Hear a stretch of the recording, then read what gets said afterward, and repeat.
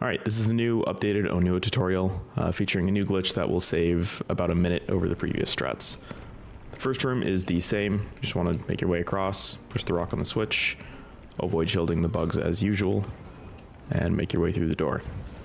Now, right when you get to the second lightstone, you want to stop and turn around, and you'll see that the door remains closed. Now, the glitch here is the door stuck glitch. You're going to be wedging yourself into the door by walking right about this spot right here. And if you wiggle the stick around a little bit, you will eventually clip in, like so. Now, once you're in the wall, you'll see there are two sort of subsections divided up by this wall right here. And you can see the middle wall. I'm on the left side of that wall. You can see where Onua's mask is, like so. And that's the spot you want to be in. If you're on the right side, this glitch won't work with this lineup. So you want to try to push yourself forward without going too far forward, as if you go and clip back out through the door over here, like so, the door won't open and you're stuck in here. So you have to die by running into the water to reset the door and try again. So once you are in the door, you just want to make your way forward up to this wall until you basically hit the edge. And then from here, you're going to want to hold up and right and start jumping like so. And you should be able to clip out like that. So I'm going to do this again a little bit faster. I'll walk into this spot here. Sometimes it takes a little bit to get through into the wall. I'm not in the correct spot, so I'm going to move and jump a little bit to get into the correct spot like so. You can see Onua's helmet is on the left side of these two sort of partitions. I'll hold forward and up and left, or up and right rather, and jump. And now I'm out of bounds. So from here, you want to make your way along this edge here. And you're going to want to jump over. You can land on this spot and then make your way roughly in this direction. You can cut this a little bit more left, but you are at risk at hitting the water right here or just missing entirely. So once you get this next area to load, you want to make your way around the side of this water here. Now, right here, you're going to want to draw basically an imaginary line in between the leftmost 2 points of the water sticking out. And you're going to want to follow that line. So like so, I'm going forward. You're going to want to keep holding forward until you see Onua's shadow, or until he turns dark, like so. Once you see that shadow go over him and he turns dark, that means you're near water or you're near the level. So you just want to turn the camera a little bit until you can see where the level is and avoid the water and go around the right side.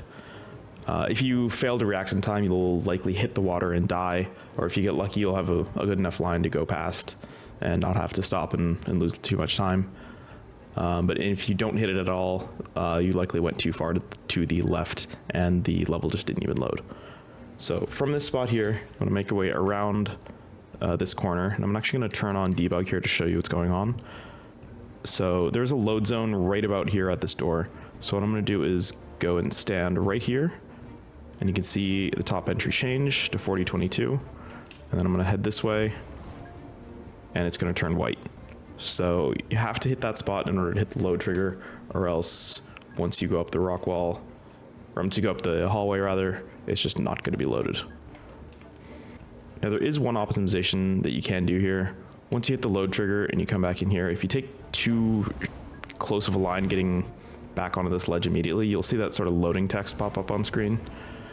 And there's a way to avoid that by just coming over here, hitting the load trigger, facing directly where you want to go. So like that way, sort of towards this leftmost corner that you can get up to. And that should avoid the loading text. It only saves a couple seconds, but worth mentioning.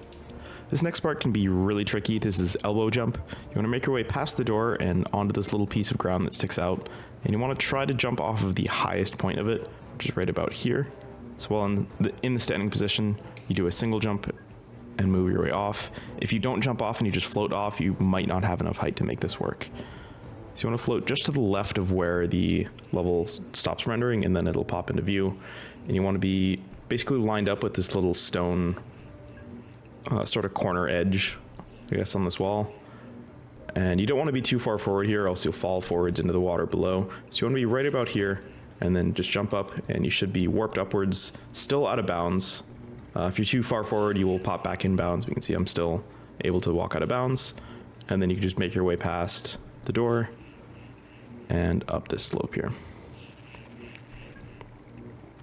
Next, you want to make your way up the corner here. You can still walk through these stones without clipping in bounds. So you want to stay just sort of inside them. And now we're going to be skipping the Cane Raw section, or Kane Raw, or whatever the hell these bullshit bull-looking enemies are called. On the wall, you'll notice this crack. You can see right above my character here. And this is about the point you want to jump off and go to the left. Now, you can see these little puffs of smoke going upwards off in the distance. Those are what you want to aim for. So if I back up here, you can see the leftmost puff of smoke is right here in the center of the screen, and I'm going to aim in between these two puffs of smoke. On console, this may not be visible, so you'll just have to use your best judgment going through here. Now you want to come to this pillar right here. After the bulls, it sort of wraps around in a U shape, and at the bottom of the U, there's this pillar. That is where the load trigger roughly is, or the most optimal place to hit it. So you want to go right underneath this pillar, and then the ramp upwards will load in. So you can make your way over here, staying just under the stones, and you can jump up to gain height, and you can make your way up this ramp here. Now here, this part of the run, this is where the normal out of bounds is.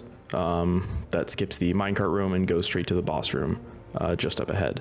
However, if you've done the out of bounds up to this point, you are at risk of dying and getting reset back to the very start of the level, since you've gone out of bounds and not hit any respawn triggers.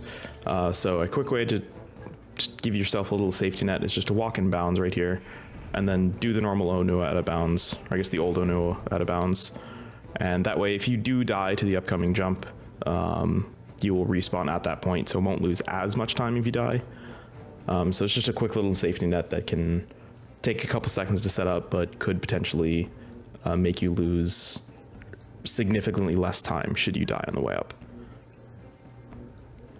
So after that, just do the 5-framer death jump as in the previous tutorial, and the boss fight is the same.